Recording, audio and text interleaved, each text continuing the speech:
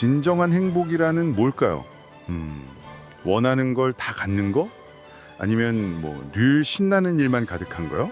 글쎄요. 그렇죠. 보통 그렇게 생각하기 쉬운데 네, 근데 예수님은 산 위에서 좀 다른 행복 레시피를 알려주셨다고 하죠. 맞아요. 오늘 저희는 여러분이 보내주신 어린이를 위한 팔복 성경 이야기 자료를 통해 이 특별한 행복의 비밀을 좀 탐구해 보려고 합니다. 네, 좋은 자료 같아요. 마태복음 5장에 나오는 8가지 행복의 열쇠, 팔복 이야기.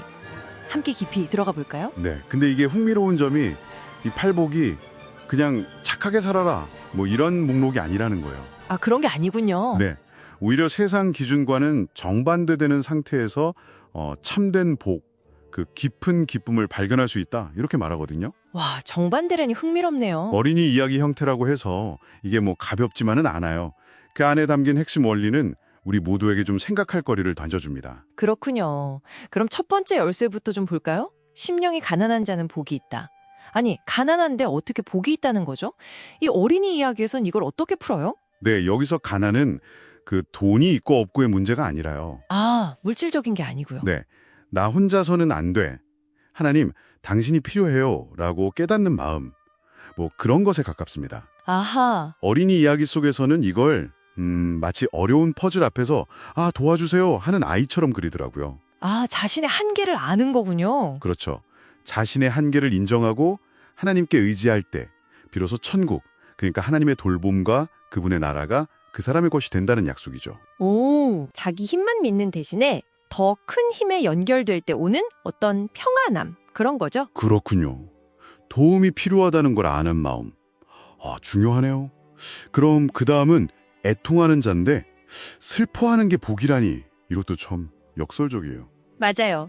여기서 애통은 그냥 슬픈 감정 이게 아니고요. 네, 잘못된 일, 특히 자신의 잘못, 성경에선 이걸 죄라고 하죠. 거기에 대해 진심으로 마음 아파하는 걸 의미합니다. 자신의 잘못에 대한 슬픔. 네, 마치 친구랑 다투고 나서 내가 왜 그랬을까 후회하면서 다시 잘 지내고 싶어하는 마음 비슷해요. 네네, 이해가 가네요. 이 진실한 슬픔이 결국 하나님의 위로, 그러니까 용서와 관계 회복으로 이어진다는 게 핵심입니다. 이 어린이 이야기 자료가 그 과정을 솔직한 슬픔이랑 따뜻한 위로로 잘 보여주더라고요. 그렇군요. 내면의 상태에 대한 이야기가 계속되네요. 온유한 자는 어떤가요? 보통 온유하다 하면 좀 약해 보이기도 하는데 이게 복이랑 어떻게 연결되죠? 그 점. 네. 이 온유함을 약함이 아니라 잘 다스려진 힘으로 설명하는 점이 인상 깊었어요. 잘 다스려진 힘이요? 네, 마치 힘센 동물이지만 주인의 말에 순종하고 사람을 해치지 않도록 길들여진 것처럼요. 아하, 자신의 힘이나 권리를 함부로 막 휘두르지 않고 오히려 겸손하고 부드럽게 사람을 대하는 태도, 이걸 말하는 거죠. 그렇군요. 그럼 그런 사람에게 주어지는 복은 뭔가요? 이런 사람에게 땅을 기업으로 받는다는 약속이 주어지는데요. 땅이요? 네, 근데 이게 단순한 부동산 상속 이런 게 아니라 하나님의 나라에서 신뢰받고 영향력 있는 역할을 맡게 된다는 의미로 해석될 수 있습니다.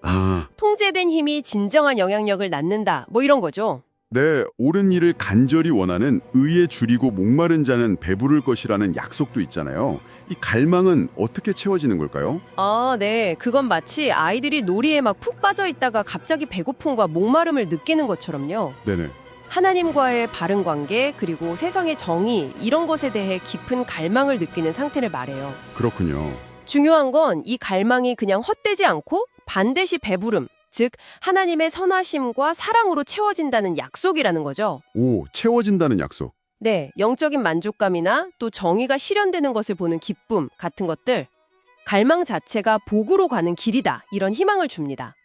이제 관계 속에서의 복으로 좀 넘어가는 것 같네요. 긍휼히 여기는 자랑 마음이 청결한 자, 이 둘은 어떻게 이어지나요? 네, 맞아요. 긍휼은 다른 사람의 잘못이나 약함을 너그럽게 여기고 용서하는 마음이죠. 네. 마치 내가 하나님께 조건 없는 용서를 받은 것처럼 다른 이에게도 그런 자비를 베푸는 거예요. 그러면 나 또한 하나님의 긍휼을 계속 경험하게 된다는 선순환이죠. 용서의 선순환. 네. 그리고 마음의 청결함은 이런 외적인 행동을 넘어서 생각과 동기까지 하나님 앞에서 순수하고 정직하고자 하는 내면의 상태를 말해요. 속마음까지요? 그렇죠. 속마음까지 깨끗할 때 비로소 하나님을 깊이 경험하고 볼 수 있게 된다는 거죠. 마치 투명한 창문처럼 하나님과의 관계가 선명해지는 상태랄까요? 와, 깊네요. 자, 그럼 마지막 두 가지는 좀 더 적극적인 행동과 관련 있어 보이는데요. 화평하게 하는 자와 의의를 위해 박해받는 자, 이들은 어떤 복을 받나요? 네.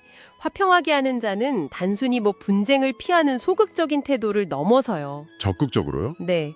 깨어진 관계를 회복시키고 사람들 사이에 또 사람과 하나님 사이에 평화를 적극적으로 만들어가는 사람입니다. 아, 평화를 만드는 사람? 네.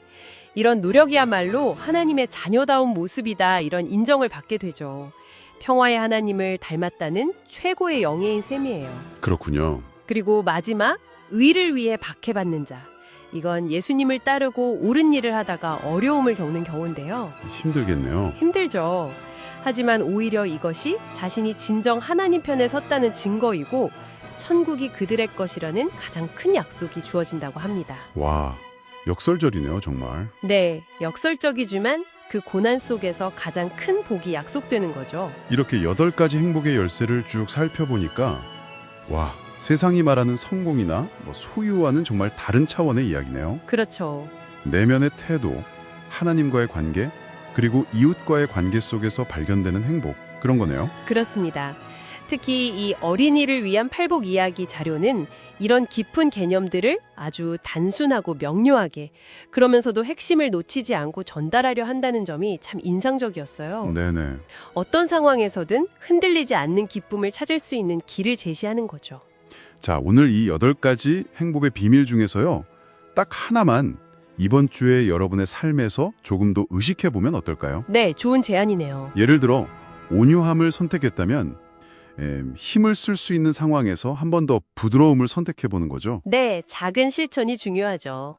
네, 그 작은 실천이 여러분의 행복에 대한 관점을 어떻게 바꿀 수 있을지 한번 조용히 생각해보는 시간을 가져보시면 좋겠습니다.